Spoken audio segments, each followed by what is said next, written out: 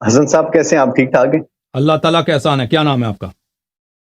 جی سر، میرا نام کامران ہے اور میں پشاور پاکستان سے بات کر رہا ہوں. واہ جی واہ، حکم کریں کامران صاحب.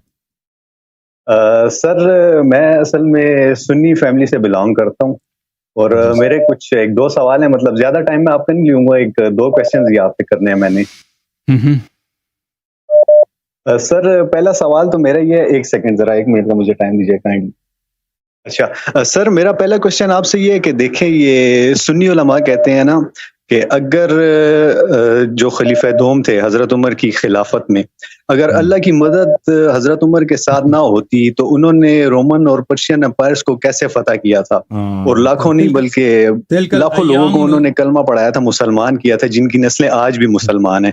تو اگر وہ راہ حق پہ نہیں تھے تو مطلب اللہ کی مدد ان کے ساتھ اتنی کیسے تھی؟ تو اس بارے میں آپ کیا کہیں گے؟ مجھے بتاؤ، اس کی حکومت بڑی ہے یا فرعون کی حکومت بڑی ہے؟ عمر کی حکومت بڑی ہے یا فرعون کی؟ ہاں، کس کی حکومت بڑی ہے؟ جی فرعون کی حکومت بڑی. ہاں، اس کی عمر کی حکومت بڑی ہے یا اللہ تعالیٰ آپ کا بھلا کرے یا نمرود کی حکومت بڑی ہے؟ جی نمرود کی بڑی تھی. حکومت عمر کے فتوحات زیادہ ہیں یا ملکہ وکٹوریا کوئین وکٹوریا جو تھا؟ جی وکٹوریا، کوئین وکٹوریا. جی بالکل وکٹوریا بڑی ہے نا. اچھا، چنگیز خان آپ جانتے ہیں وہ مشرک تھا، اس نے بہت بڑا امپائر بنایا. عمر کی جو خلافت ہے اس کے سامنے تو کچھ بھی نہیں ہے نا، وہ تو کچھ بھی نہیں ہے اس کے حکومت کے سامنے. لیکن سر ایک کوشچن یہاں پہ یہ آتا ہے کہ انہوں نے مطلب اسلام کو پھیلایا نا. دیکھیں میرے عزیز، میرے بھائی، پہلی بات ہے حکومت کی بات کرتے ہیں، پھر اسلام پھیلانے کی بات کرتے ہیں. تو یہ استدلال کرنا کہ بھئی اگر کسی شخص کی فتح ہو جاتی ہے، اس کو دنیا میں مثلا پیسے آ جاتے ہیں، وہ حتماً اچھا آدمی ہے، یا دنیا میں اس کی سیاسی مقام بن جاتا ہے، حتماً وہ اچھا آدمی ہے، حتماً وہ نیک آدمی ہے، یہ بیوقوفانہ والی بات ہے. اللہ تعالیٰ نے اپنے بدترین دشمنوں کو بڑی بڑی حکومتیں دی ہیں. فرعون اللہ کا دشمن ہے، اللہ کے انبیاء کا دشمن ہے، وہ کتنا ظالم تھا، اللہ نے اس کو بہت بڑی حکومت دیا تھا. نمرود کو اسی طرح. کتنے ابھی دنیا میں ابھی دیکھیں، ایک دنیا میں ایک بھی حکومت ہے جس کے حکمران صالح ہو، صادق ہو، مومن ہو، اللہ سے ڈرتا ہے؟ کوئی بھی نہیں ہے، کوئی بھی نہیں. سب حرامی، ایک سے ایک حرامی ہے کہ نہیں؟ آپ کے پاکستان کے حکمران، آپ دنیا میں سب جگہ جائیں، وہ اپنی حکومت کے لیے قتل کرنے کی ضرورت تو قتل بھی کر دیتے ہیں، ان کو پرواہ ہی نہیں ہے. ہاں، چھوٹے بچے مر رہے ہیں، بزرگ مر رہے ہیں، پرواہ ہی نہیں ہے. قیمتیں بڑھاؤ، قیمتیں کم کر دو، لوگ بھوک سے مر رہے ہیں، ان کو پرواہ ہی نہیں ہے.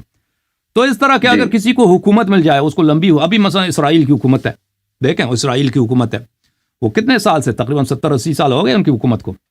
مسلمانوں کو انہوں نے اپنے فلسطین سے نکال دیا ہے، اور کتنے مہاجر آوارہ بن گئے ہیں، اور اب جو ہے اللہ آپ کا بھلا کرے، اور کتنے لوگوں کو ان لوگوں نے قتل کیا ہے. اور وہ ابھی کتنے مسلمانوں کو کئی دفعہ جنگوں میں شکست بھی دی ہے. ہر جنگ جب بھی جنگ ہوا نا، ان کو شکست دی مسلمانوں کو، ایک دفعہ نہیں کئی دفعہ شکست دیا. اور سب مسلمان ملکوں سے بہت زیادہ طاقتور ہے، اس کے پاس ایٹم بم بھی ہے. سب سے بہترین ایئر فورس کس کا ہے؟ اسرائیل کا ہے. سب سے بہترین آرمی مڈل ایسٹ میں کس کی ہے؟ اسرائیل کی ہے. تو اس کا مطلب یہ تو نہیں ہے کہ وہ حتماً اچھے لوگ ہیں، اللہ تعالیٰ کا وہ اللہ تعالیٰ کے چنے ہوئے لوگ ہیں، ٹھیک ہے نا؟ اس طرح تو نہیں کہ اگر حکومت ملتا ہے کسی کو یا کسی کے فتوحات ہو جاتے ہیں تو وہ اچھے لوگ ہوتے ہیں. یہ تو ایک بکواس والی بات ہے.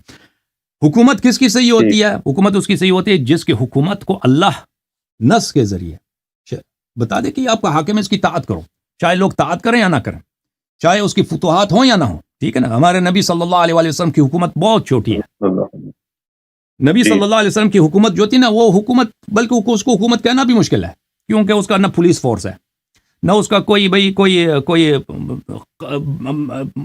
کیپٹل میں اس کا نہ کوئی قصر بھی نہیں ہے، یعنی کوئی محل بھی نہیں ہے کہ بھئی آپ کا کوٹ یہاں پہ. وہ ایک مسجد نماز پڑھا کے گھر چلے جاتے ہیں. اس کا فوج بھی نہیں تھا، پیغمبر صلی اللہ علیہ وسلم کا کوئی فوج بھی نہیں تھا. کبھی جنگ ہوتا تھا تو سب کو بلاتے تھے کہ بھئی آؤ جو جنگ ہے، 100-200-300 آدمی جمع ہوتے تھے. وہی جو لوگ جو مثلا کوئی پرچون میں کام کرتا ہے، کوئی بازار میں کام، کوئی کسان ہے، وہی لوگ جمع ہوتے تھے اور رضاکارات نہ طور پہ جنگ کے لیے جاتے. ان کا کوئی فوج پولیس ان کا کوئی وہ بھی نہیں تھا، کوئی کچڑا اٹھانے کے لیے کوئی بھی آدمی نہیں تھا نا، کچھ بھی نہیں تھا ان کے پاس. ان کا حکومت کہنا بھی مشکل ہے، بہت محدود.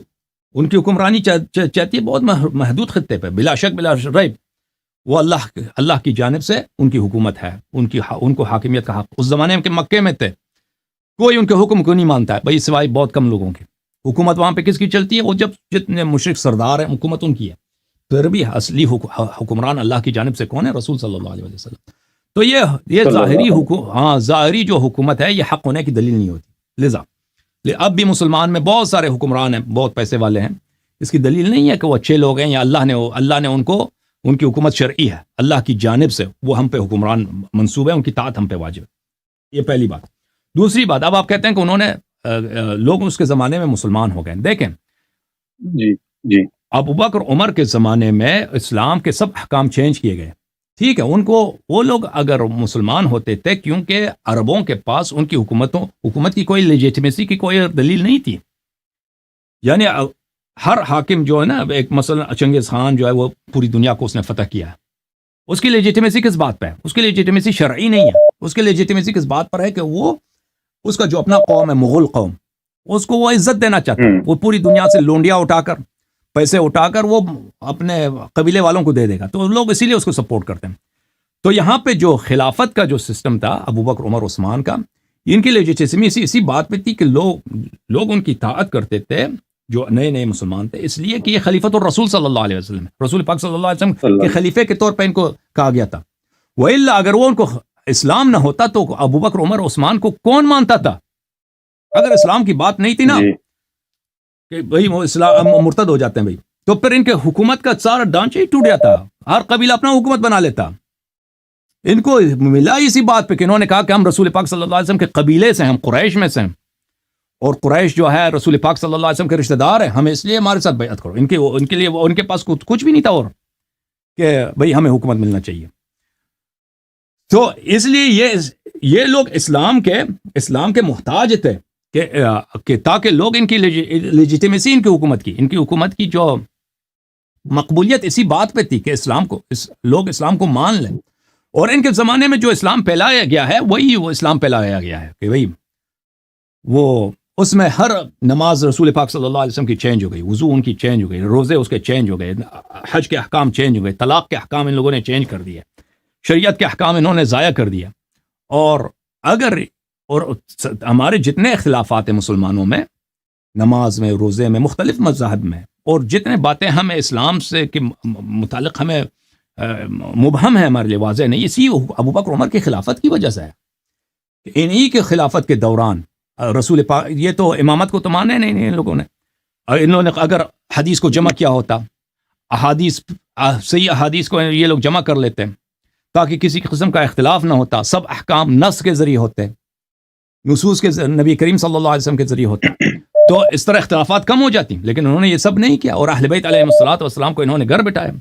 تو میرے بھائی یہ جو ہے یہ کہنا کہ ان کے دور میں لوگ مسلمان ہوئے، جی ضرور مسلمان ہوئے، لیکن کس طرح کے مسلمان ہوئے؟ اس طرح کے مسلمان ہوئے کہ نہ ان کا نماز پیغمبر والا نماز تھا، نہ ان کا روزہ پیغمبر والا روزہ تھا، نہ ان کی سنت پیغمبر والی سنت تھی. ان کے سب احکام محرف، اور ایک ایسا اسلام پھیل گیا کہ بھئی ابھی تک آپ دیکھ رہے ہیں، ابھی تک ہم اس کی سزا بھگت رہے ہیں، اور اختلافات اور بدعات ابھی تک جاری ہیں. اس کے مقابلے میں رسول پاک صلی اللہ علیہ وسلم نے کیا فرمایا تھا کہ میں تمہارے درمیان چھوڑ کے جا رہا ہوں وہ کہ اگر اس کی اتباع کرو گے کبھی گمراہ نہ ہو جاؤ گے. ایک قرآن ہے اور اہل بیت علیہ السلام. اگر یہ لوگ حکومت پہ قبضہ نہ کرتے، دیکھیں ابو بکر عمر کو تو سب لوگ جانتے ہیں کہ ان کی کوئی نہ علم ہے، نہ کوئی بہادری، شجاعت، کچھ بھی نہیں ہے. اگر امیر المؤمنین علیہ الصلوۃ والسلام کی یہ لوگ اتباع کرتے، ٹھیک ہے نا، وہ کس انداز سے اسلام کو پھیلاتے، اور اسلام کہاں تک پہنچ جاتا، اور کوئی امت میں کوئی اختلاف نہ ہوتا.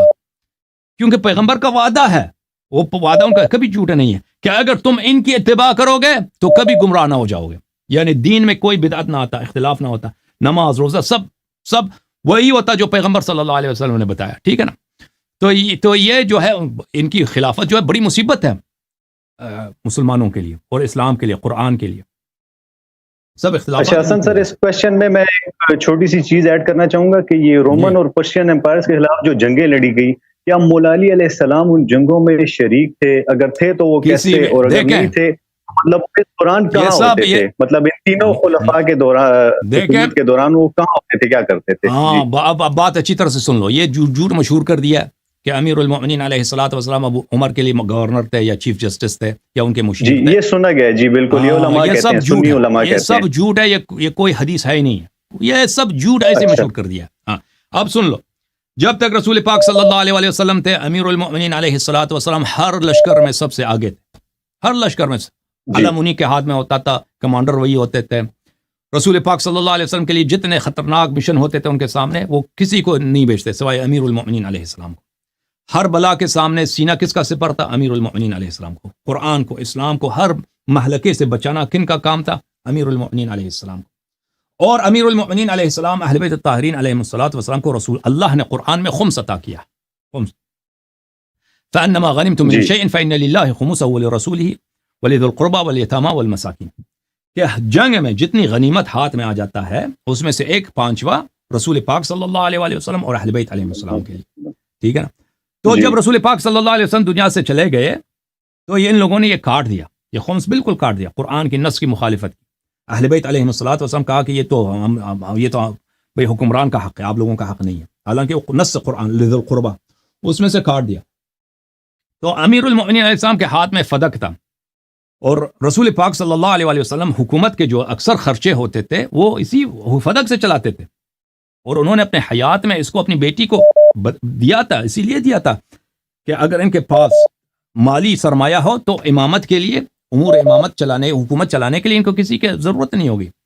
تو ان لوگوں نے فدق بھی غصب کیا. اور بھی جو رسول پاک صلی اللہ علیہ وسلم کے اس کے علاوہ باغات تھے، جائیداد تھے مدینے میں جو ان کو اللہ نے عطا کیا تھا، یعنی جنگ کے بغیر ان کو ملا تھا، تو وہ ان لوگوں نے بھی، حکومت نے سب پہ قبضہ کر دیا. اور یہ جھوٹی حدیث بنا دی کہ پیغمبر کی میراث نہیں ہوتی اور جو بچتا ہے وہ صدقہ ہوتا ہے. تو اہل بیت طاہرین علیہم الصلوۃ والسلام رسول پاک صلی اللہ علیہ وسلم کے بعد بڑے بڑے ہو گئے تھے، غریب فقیر ہو گئے تھے، مسکین ہو گئے تھے. تو امیر المؤمنین علیہ الصلوۃ والسلام کام کرتے تھے، کام مزدوری کرتے تھے.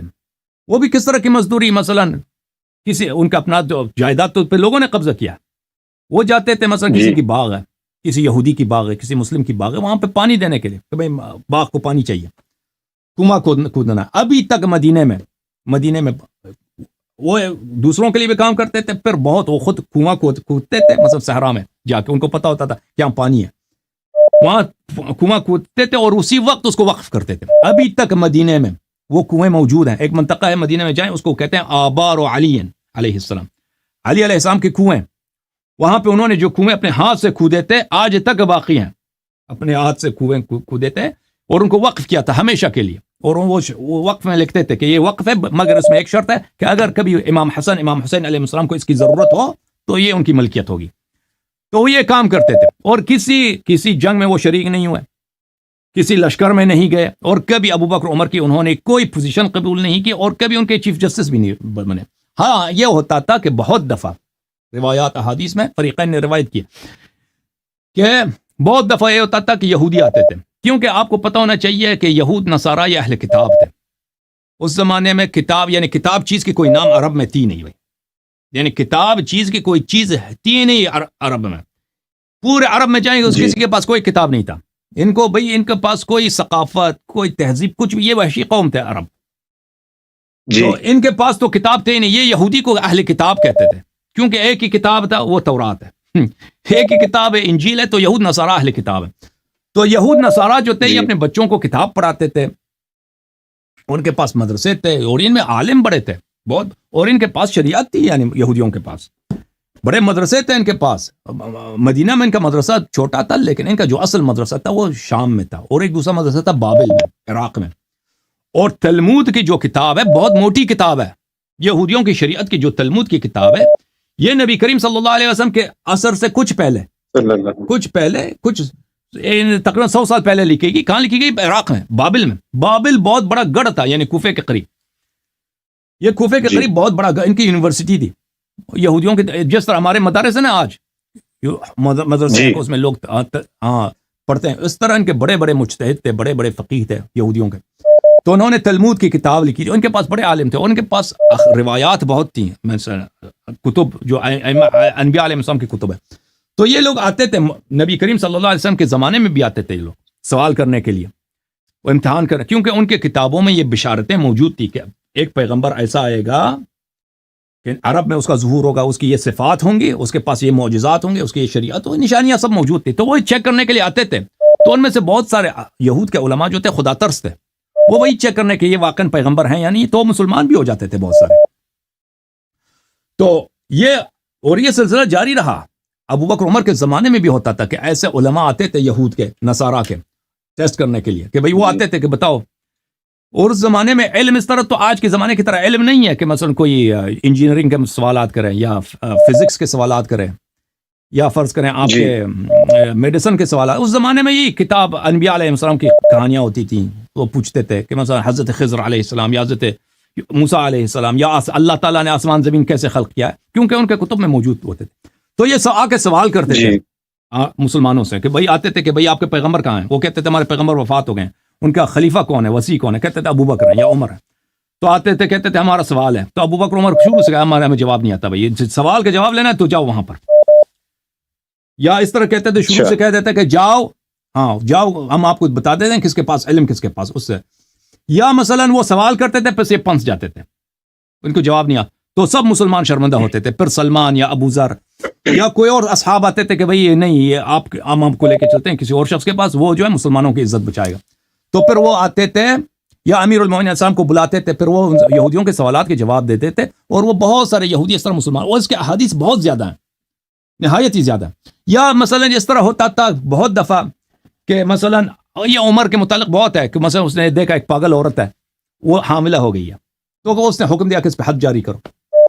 تو امیر المومنین علیہ السلام نے دیکھا کہ ایک بے گناہ عورت ہے, ایک پاگل عورت ہے, اس کی تو اس پہ تو کوئی تکلیف ہی نہیں ہے, اس پہ کوئی حلال و حرام ہی نہیں, پاگل ہے بیچاری. اب کسی نے اس کے ساتھ زنا کیا, اب اس کو رجم کرو, بھائی اس کو مارو. اب اتنا بڑا سخت, پھر اس کی جان بچانے کے لیے وہ آ کے سمجھاتے تھے ابو عمر کو کہ یہ تو اس پہ اللہ نے اس پہ کوئی تکلیف حد جاری نہیں ہوگا. رسول پاک صلی اللہ علیہ وسلم نے فرمایا کہ اگر عقل نہیں ہے تو بھئی اس پہ کوئی حلال و حرام ہی نہیں ہے. یا مثلا کوئی عورت حاملہ ہو گئی ہے, بھئی وہ کہتے ہیں اس پہ رجم جاری کرو, اس پہ سنسار کرو اس کو. تو امیر المومنین علیہ السلام فرماتے تھے اس کا کیا, بچے کا کیا قصور ہے, بچہ اس کے پیٹ میں ہے, بچوں کو آپ قتل نہیں کر سکتے, آپ کو انتظار کرنا ہوگا, بچہ دنیا میں آئے گا پھر اس کو رجم کریں. تو اسی طرح بہت سارے اس طرح واقعات آتے تھے کہ اگر وہ کسی بے گناہ کا جان بچانے کے لیے امیر المومنین علیہ السلام ان کو مشورے دیتے تھے. یا مثلا جب ایران کے ساتھ جنگ ہونے والی تھی تو ایرانیوں نے اس زمانے میں فارس کہتے تھے, ایران نہیں کہتے تھے. فارس والوں نے بہت بڑا لشکر جمع کیا تھا, اور فارس سپر پاور تھے, لازمی بات ہے, ان کے پاس لاکھوں کی تعداد میں انہوں نے لشکر جمع کیا تھا. اور ان کو اندازہ ہو گیا تھا اس زمانے میں کہ عرب میں جو حکومت بنی ہے یہ خطرناک ہے, ہم نے اس کا خاتمہ کرنا ہے. تو یہ بہت سارے کتب میں موجود ہے, کتاب الفتوح ابن عاصم وغیرہ میں موجود ہے کہ ہم جو ہیں یہاں پہ لشکر بھیجیں گے. پہلی بات تو یہ ہے کہ جو جنگیں ہوئی تھیں نا فارس ایرانیوں کے ساتھ, وہ بارڈر پہ جھڑپیں تھیں. یہ عرب کی فوج جو ہے سعد بن وقاص وغیرہ جاتے تھے, یہ مثلا کوئی ریڈ ہوتا ہے جیسے ریڈ کرتے ہیں, یلغار کرتے ہیں ایک دفعہ, مثلا کوئی ایک جگہ پہ 10-15 فوجی 20 فوجی ہیں, وہ جا کے اس کو پکڑ لو, ان کو قتل کرو, ان کے ویپنز وغیرہ پیسے وغیرہ اٹھا کے لے کے جاؤ, یا چھوٹے شہر ہیں ان پہ حملہ کر کے پیسے اٹھا کے لے کے جاؤ, اس طرح کرتے تھے. تو ان کو اندازہ ہو گیا تھا کہ بارڈر پہ, ایرانی حکومت کے بارڈر پہ, فارس کی حکومت کے بارڈر پہ اس طرح جو ہے بغاوت ہو رہی ہے عربوں کی جانب سے, اس طرح وہ ریڈ کر رہے ہیں. تو ان کا اندازہ ہو گیا تھا کہ یہ فتنہ بڑا ہے, اس فتنہ کو ختم کرنا چاہیے. پھر جو ہے ان کا شہر جو تھا مدائن بھی عربوں نے لے لیا.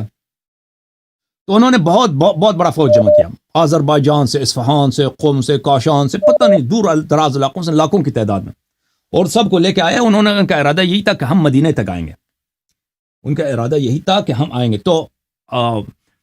تو اس بارڈر سے خط آیا, مدینے کو خط آیا کہ بہت بڑا لشکر یہاں پہ جمع کیا ایرانیوں نے, اور ان کا ارادہ یہی ہے کہ وہ کہہ رہے ہیں کہ ہم آئیں گے, بھائی مدینے تک ہم آئیں گے. وہ بالکل وہ آتے تو قتل عام کر جاتے, یعنی کیونکہ وہ مشرک تھے.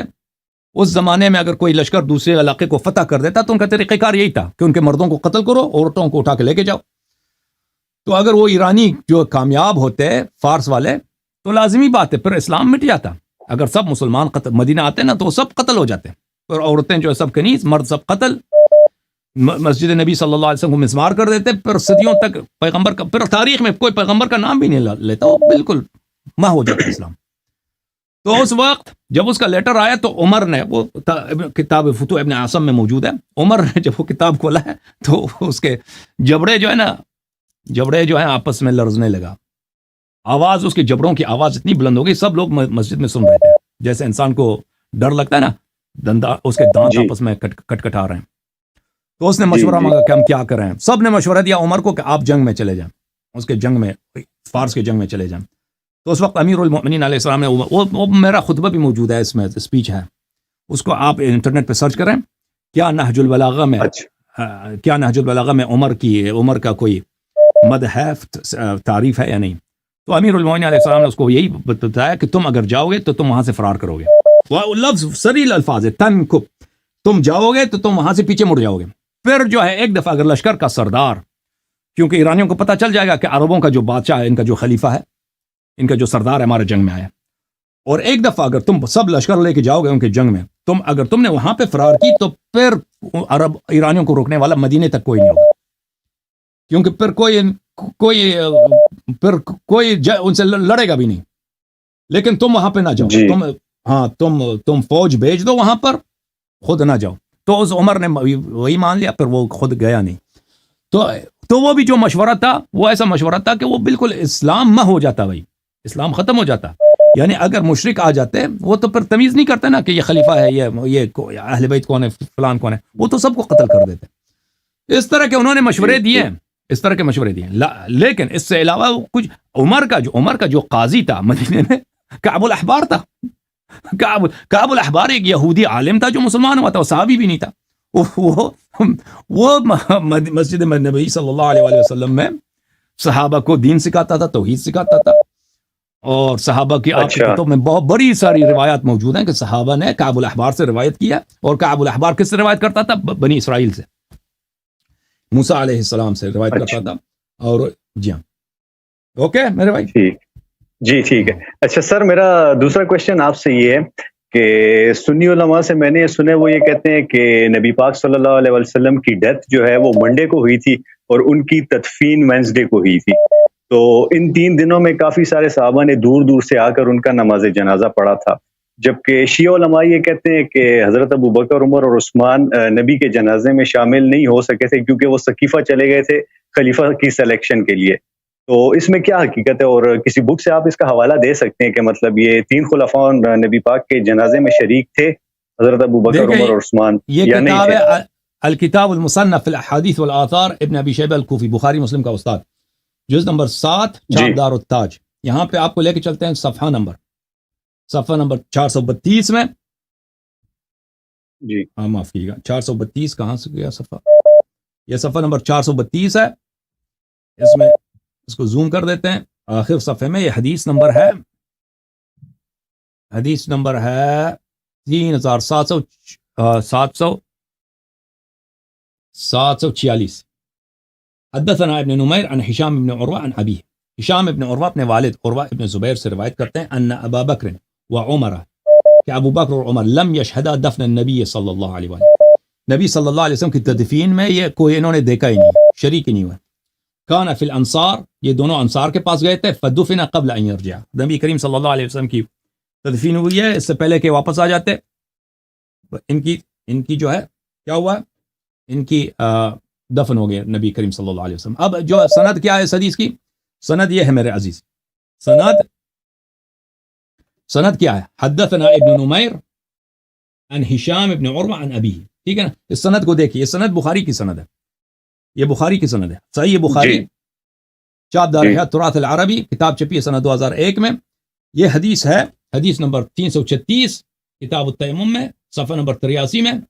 حدثنا عبداللہ ابن نمیر، بلے ابن نمیر عن ہشام ابن عروہ عن ابیہ. ٹھیک ہے نا، وہی سند بخاری میں. یہ اور بخاری میں یہ سند بہت زیادہ ہے، یہ مسلم میں بھی سند موجود ہے، صحیح مسلم چاپ دار الفکر، ملاحظہ فرمائیے صفحہ نمبر 80 حدیث نمبر 226. حدثنا ابو بکر بن شیبہ حدثنا عبداللہ ابن نمیر حدث عن ہشام بن عروہ عن ابیہ. ہشام بن عروہ ابی سے، ان کے اپنے والد سے روایت کرتے ہیں. اوکے جی ٹھیک. اور آپ کے خدمت میں عرض کریں کہ ایک اور حدیث بھی آپ کو دکھائیں، میں شیخ کتب سے دکھا دیتا ہوں ایک اور حدیث. 1 منٹ میں کتاب لکھا ہوں. جی جی بالکل. یہ حضرت زہرا سلام اللہ علیہ کا خطبہ ہے، بلکہ ایک مخالفین کے کتب میں موجود ہے. ابن تیفور نے بھی بلاغات النساء میں اس روایت کو نقل کیا ہے. یہ کتاب ہے الاحتجاج للطبرسی، کتاب الاحتجاج للعلامة الطبرسی رحمہ اللہ، جزء اول، چاپ دار الاسوا، یہ صفحہ نمبر 186 میں احتجاج الاثنی عشر من الصحابہ، 12 صحابہ جنہوں نے خطبے دیے تھے ابو بکر عمر کے خلاف. شروع میں انہوں نے کہا تھا کہ ابو بکر عمر کی خلافت باطل ہے. اچھا، یہاں پر آپ کی خدمت میں عرض کریں، یہاں پر اسی باب میں حضرت زہرا سلام اللہ علیہ کا خطبہ ہے، کچھ جملے ہیں. وخرجت فاطمہ بنت رسول اللہ صلی اللہ علیہ وآلہ وسلم الیہم فوقفت خلف الباب. حضرت فاطمہ زہرا سلام اللہ علیہ آ گئیں اور دروازے کے پیچھے کڑی ہو گئیں، اور انہوں نے کہا لا عہد لی بقوم اسوأ محضرا منکم. یہ اس وقت کی بات ہے کہ ابو بکر کے خلافت کے دوسرے تیسرے دن کی بات ہے. کچھ صحابہ نے مخالفت کیا، بہت سارے 12 صحابہ، انہوں نے خطبے دیے ہیں، ابو بکر کو یاد دلایا ہے کہ آپ کا یہ حق نہیں بنتا کہ آپ خلیفہ کہلائیں. آپ سب نے بیعت کیا تھا غدیر خم میں، آپ لوگ اہل بیت علیہ السلام کی اتباع کریں، امیر المومنین علیہ السلام کی اتباع کریں. رسول پاک صلی اللہ علیہ وسلم نے کوئی عذر نہیں چھوڑا. تو اس وقت صحابہ کے جب یہ جو ہے یہ مسجد میں یہ باتیں ہوئی ہیں ابو بکر کی خلافت کے آغاز میں، اور ابو بکر کو یہ کہہ رہے تھے کہ آپ خلیفہ نہ بنیں، تو اس وقت حضرت زہرا سلام اللہ علیہ آئیں دروازے کے پیچھے. انہوں نے کہا لا عہد لی بقوم اسوأ محضرا منکم. انہوں نے صحابہ سے خطاب کیا کہ آپ سے بدتر کسی قوم کو میں نہیں جانتی. اچھا، ترکتم رسول اللہ صلی اللہ علیہ وآلہ وسلم جنازۃ بین ایدینا. تم لوگوں نے رسول پاک صلی اللہ علیہ وسلم کے جنازے کو ہمارے درمیان ایسے میدان میں چھوڑ کے چلے گئے. وقطعتم امرکم فیما بینکم، اور آپس میں جا کر تم نے آپس میں سازش کی اور خلافت کو اپنے درمیان تم لوگوں نے تقسیم کر لی. ولم تؤمرونا، اور تم لوگوں نے جو ہمیں پیغمبر صلی اللہ علیہ وسلم نے آپ کا امیر بنایا تھا، ہماری امامت کو تم نے انکار کر دیا. ولم تروا لنا حقا، اور تم نے مسئلہ امامت و خلافت میں ہمارا کوئی حق، تم نے اس کو حق کو نہیں پہچانا. کأنکم لم تعلموا ما قال یوم غدیر خم. گویا کہ اصلاً پیغمبر صلی اللہ علیہ وسلم نے غدیر خم میں کچھ بولا ہی نہیں تھا، اور آپ لوگ غدیر خم میں نہیں تھے. واللہ لقد عقد له يومئذ الولاء ليقطع منكم بذلك منها الرجاء. اللہ کی قسم، اس دن رسول پاک صلی اللہ علیہ وسلم نے امامت امیر المؤمنین علیہ السلام کو دیا تھا تاکہ آپ لوگوں کی امیدیں امامت سے کٹ جائیں اور آپ لوگ امامت سنبھالنے، حکومت سنبھالنے سے نا امید ہو جائیں. ولکنکم قطعتم الاسباب بینکم وبین نبیکم، لیکن تم لوگوں نے اپنا رشتہ رسول پاک صلی اللہ علیہ وسلم سے کاٹ دیا. واللہ حسیب بیننا وبینکم فی الدنیا والآخرہ، اور اللہ تعالی ہمارے اور آپ کے درمیان حساب لے گا دنیا میں بھی اور آخرت میں. تو اس میں بھی ہے کہ حضرت زہرا سلام اللہ علیہ نے شہادت دیا کہ ان لوگوں نے نبی کریم صلی اللہ علیہ وسلم کا جنازہ وہاں پہ چھوڑ کے چلے گئے تھے. اور مزید بولیں بھائی. سر تو یہ بات صحیح ہے کہ نبی علیہ السلام کی وفات کے 3 دن کے بعد ان کی تدفین ہوئی تھی؟ یہ بات صحیح ہے یا غلط ہے؟ ابھی وہ تدفین کتنے دن بعد ہوئی ابھی میرے ذہن میں نہیں ہے کہ اسی دن ہوئی اگلے دن ہوئی، ابھی میرے ذہن میں نہیں ہے. اچھا ٹھیک ہے سر. میرے مین یہی دو اور یہ کوئی ضروری نہیں ہے، یہ کوئی ضروری نہیں ہے کہ اگر اسی دن ہوئی ہے تو یہ لوگ جنازے میں نہیں تھے، اگر اگلے دن ہوئی ہے تو یہ جنازے، کیونکہ یہ لوگ جا سکتے ہیں نا، کیونکہ حدیث کی سند تو صحیح ہے بشرط بخاری مسلم، جو میں نے حدیث آپ کو دکھائی ہے کہ یہ مثلا دوبارہ گئے تھے انصار کے پاس، تیسری دفعہ گئے تھے. جن کو حکومت ملتی ہے تو وہ لوگوں سے بہت ملتے ہیں، میٹنگ رکھتے ہیں نا. جی تو ہاں اچھا ٹھیک ہے سر. Thank you sir. آپ دوسروں کو باری دیں. سر ایک چھوٹی سی ایک بک کے حوالہ لینا تھا آپ سے. کوشچنز میرے یہی 2 تھے. سر یہ ایک یوٹیوبر ہے مہربان علی کے نام سے، وہ مولا علی علیہ السلام کے اقوال اور ان کی جو حکمت کی باتیں ہیں نا وہ شیئر کرتا رہتا ہے. تو میں بیسیکلی سائنس کا اسٹوڈنٹ بھی ہوں، تو سائیکالوجی میں جو لیٹسٹ ریسرچز ہو رہی ہیں تو اس طرح سے ملتے جلتے ایک اقوال انہوں نے مولا علی علیہ السلام کے کیے تھے، لیکن وہ کسی کتاب کا حوالہ نہیں دیتے. تو کیا آپ کوئی ایسی بک ریکمینڈ کر سکتے ہیں جس میں مولا علی علیہ السلام نے مطلب اس طرح ایسٹرونومی یا سائیکالوجی سے ریلیٹڈ کچھ باتوں میں آپ یقین نہ کریں.